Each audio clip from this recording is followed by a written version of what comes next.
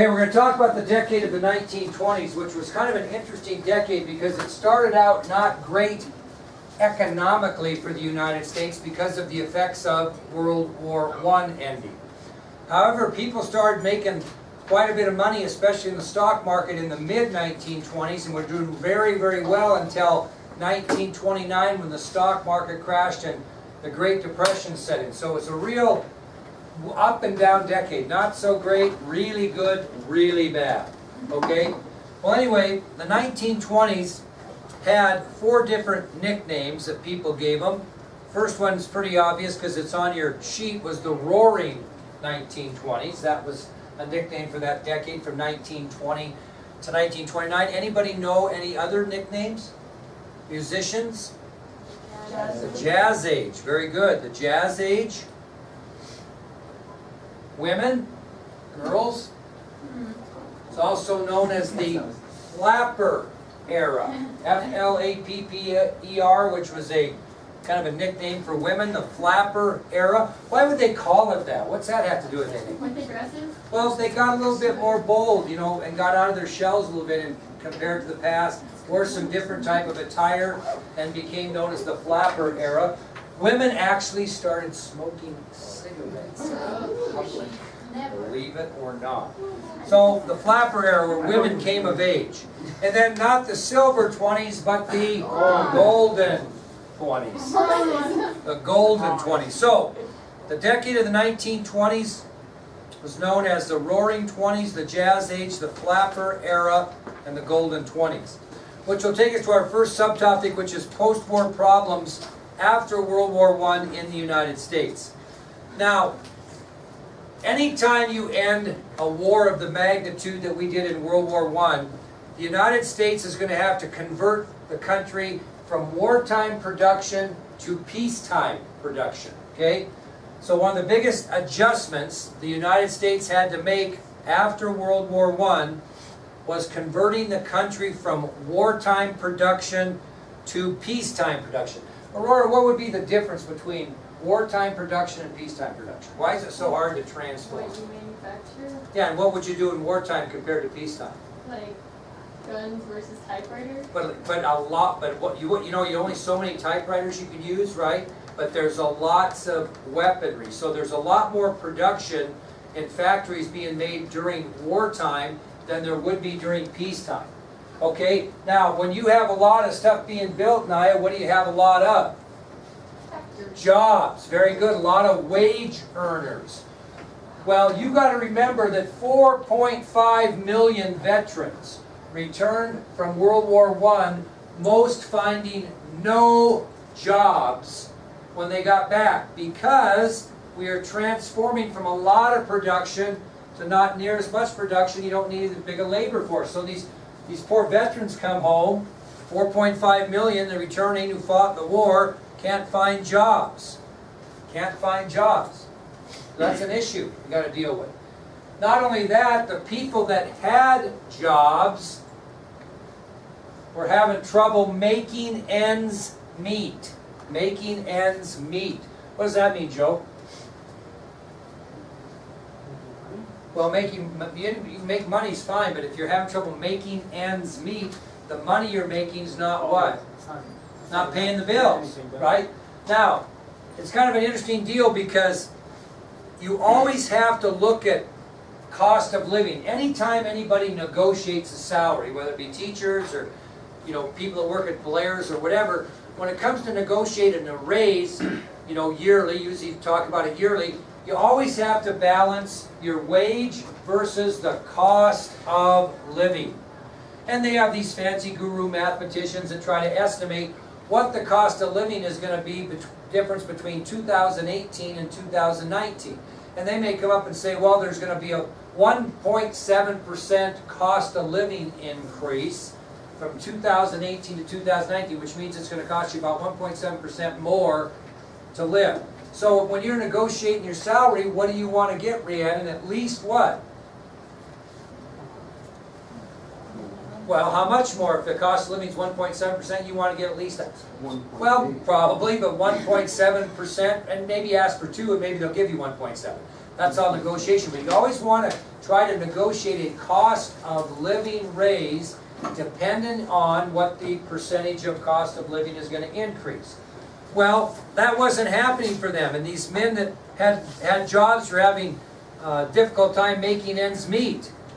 Okay, and what might be a solution to try to get your boss to give you a raise when he doesn't want to? What? You might go on strike.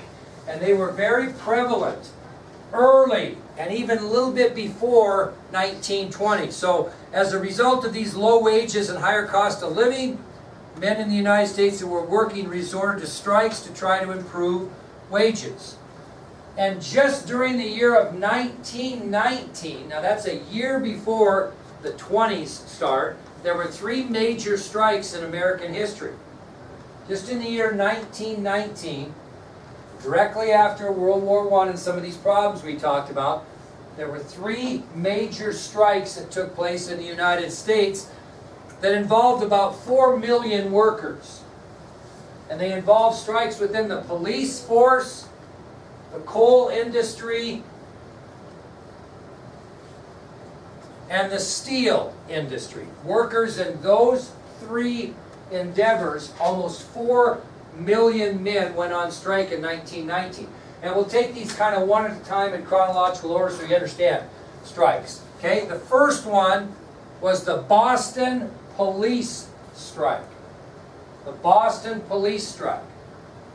Obviously that occurred where, Nick? Boston, Massachusetts, which is a big city in America.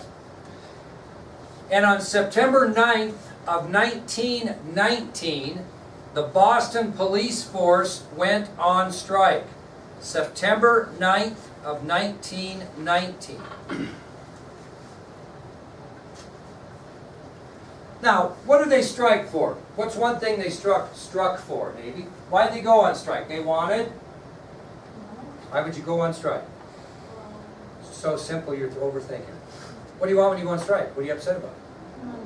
Yeah, you want higher wages. That's one thing they wanted, was higher wages.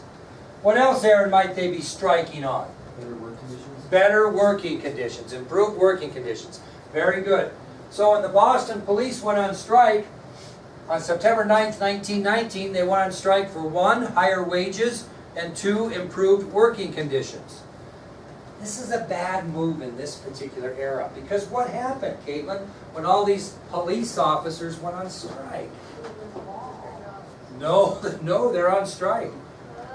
Crime. Well, absolutely. You left the city of Boston unprotected. And what happened? Crimes, looting, whatever. Crime went up tremendously. Now, Caitlin, if you are a citizen of Boston, are you supporting those police officers on strike? Why not? Well, absolutely. You want to be safe. You don't want people looting and no law and order. So the strike left the entire city without police protection. It got so bad, kiddos, they had to bring in the National Guard to restore order in Boston, because all these police officers went on strike and left the city with no protection. It got so bad with rioting, looting, crime, etc., that they had to bring in the Massachusetts National Guard to restore order. Well, if you're not getting very good support from the community on your strike, and the people that you're negotiating with are mad at you because you left the city without police protection, probably you sit back and think, you know, this isn't going very well, so I guess we better just give up the ghost and forget it and go back to work, right?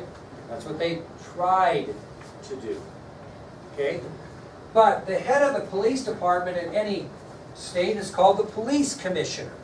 He's the guy, it could be she's the guy now, that runs the police department. So when these police officers came back to the police commissioner and said, Gabe, gee, we give up the ghost, we want to go back to work, what did the police commissioner say? No, you are fired. He fired every single police officer and announced publicly that he was going to hire a complete new police force. Fired them all. By God, you put us in a bind. Your greediness and going on strike left the city of Boston unprotected. We had to bring in the dang National Guard to get things under control. forget it, you're fired. Now, if you were the police officers, who might you kind of appeal that police commissioner's decision to? Who'd you appeal that to? A big city like Boston. Bigger. The governor. And the governor at this time just happened to be a familiar name, a fellow by the name of Calvin Coolidge. Calvin Coolidge was a Massachusetts governor at the time. Now, after watching this whole situation with the police department and the police commissioner, what do you think Calvin Coolidge's feelings were? Laramie? Probably was a bit upset. Yeah, so what did he do as far as the decision made by the police commissioner to fire all the police officers and hire a new force? What was his thought on that? You either would support that or you would not support it. He did not support it. Very much did not support it. And this is what he said relating to the strike. You don't have to write this down, but I just want you to listen and tell me what he's saying. So, Massachusetts Governor Calvin Coolidge supports the police commissioner's actions, and he says publicly, quote, "There is no right to strike against the public safety by anybody, anywhere, anytime." What's he saying? You don't have the right to put people's lives in danger or, forget the safety of the people and go on strike. There is no right to strike against the public safety by anybody, anywhere, anytime.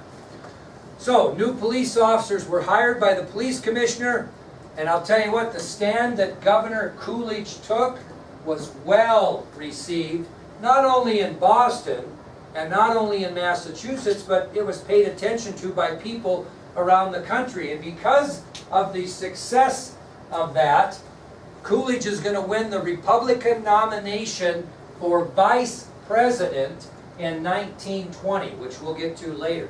So because of his stand against the police officers who put the city of Boston in danger by supporting the police commissioner, Coolidge was well received by the people in Boston, which spiraled out, and as a result of his newfound popularity, Calvin Coolidge is going to win the Republican nomination for vice president in the election of 1920.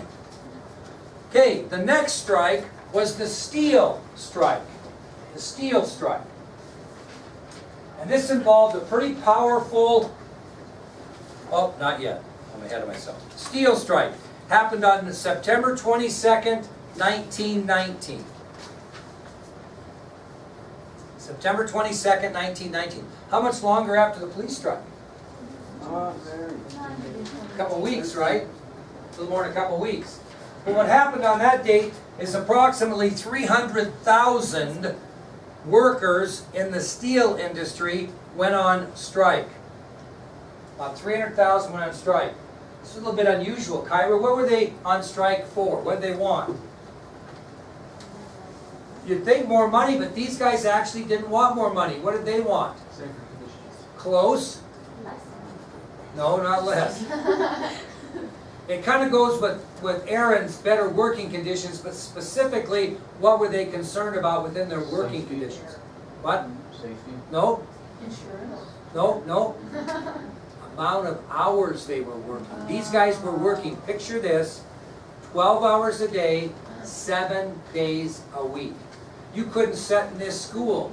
Can you imagine being in school 12 hours a day, 7 days a week, never getting a day off, do anything you wanted? These guys were working 12 hours a day, 7 days a week. Were upset about that and went on strike to get that changed. Didn't ask for more money, asked for better working conditions concerning the hours they were working weekly.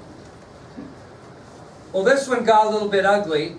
As weeks passed during the strike, violence erupted around some of the steel mills. And I'll give you some examples of that, and I'll give you a different example later.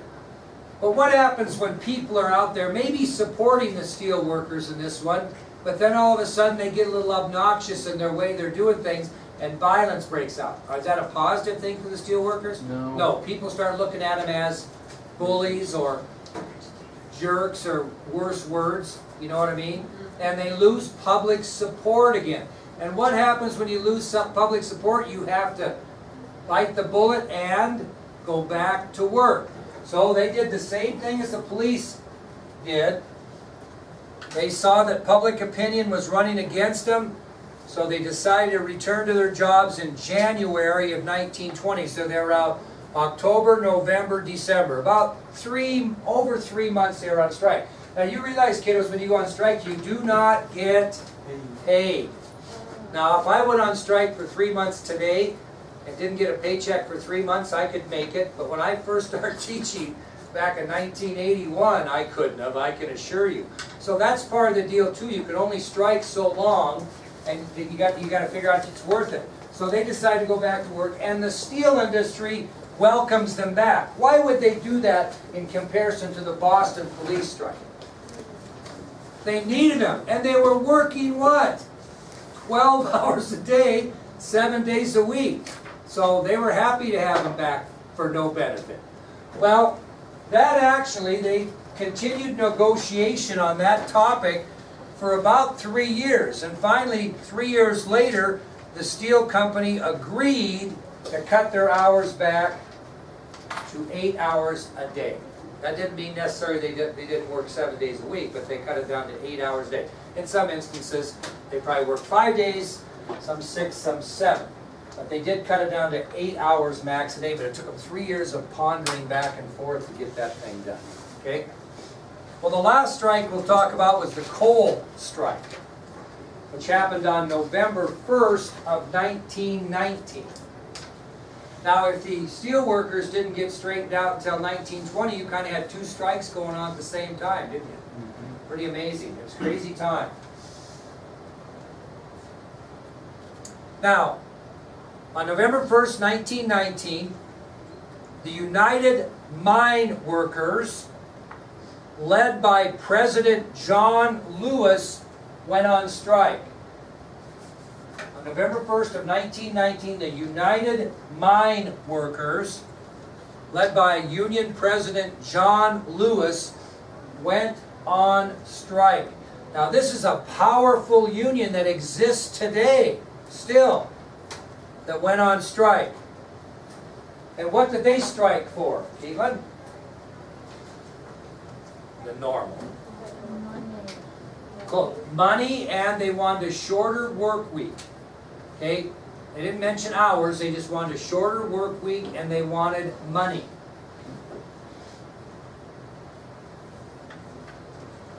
Well, we can't survive very long if all of our mine workers aren't working, right?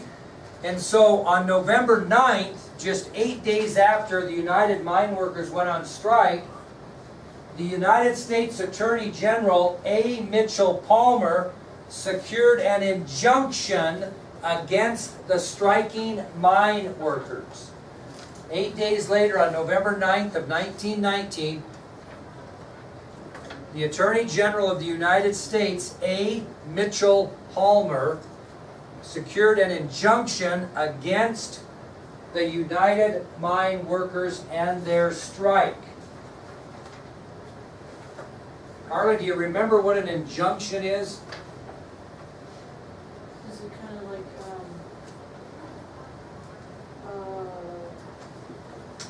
like requested like a trial, maybe? Well, not quite. It's not an easy one. It's a document that's granted by a court that you are either required to perform something or refrain from performing something according to law until they can have a later court date. In this case, you could really say they were both. They're required to perform their jobs, or you could say they were told to refrain from striking. Either way, an injunction came out, and it's a court-ordered law that says you have to go back to work and settle these differences without striking. And if you don't do that, you break the law. Now, obviously, coal miners are a tough group, and the United Mine Workers Union is a tough union, and so despite that injunction that was handed to them by Attorney General, they continued not to go to work, and negotiation became stalemate. Their negotiation basically stopped. How do you solve that problem? Give them what they want. Well, no, people are too stubborn. Hire more. Maybe, you're getting close. Hire more people for what? Their jobs. They're gonna hire someone to do something, it's not gonna be working the mines. We're in an impasse, neither side's budget. Hire negotiators. That's right, and you know another name for that in the business of strikes is an arbitrator. So both sides agreed to arbitration. And that's where you bring a non-biased arbitrator in to make the decision. I'll give you a sports analogy. Okay, I'll give you a sports analogy. Okay? So, Elisa is a world-famous soccer player. And she comes out of Warland High School, straight out of high school, and she signs a professional soccer contract, 3 years, $1 million. Okay, she's right out the door. Okay? Well, her first year is the MVP and the Rookie of the Year in Major League Women's Soccer. And she's seeing players that are making 3 times as much as she's making and doing nothing. So she decides she's going to hold out and not report to the soccer team her second year until they renegotiate her contract.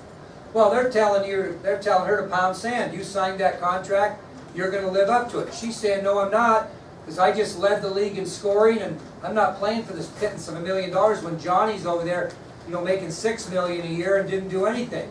And they battle back and forth, and they battle back and forth, and they can't get it done. And this happens in pro sports, especially football and baseball especially.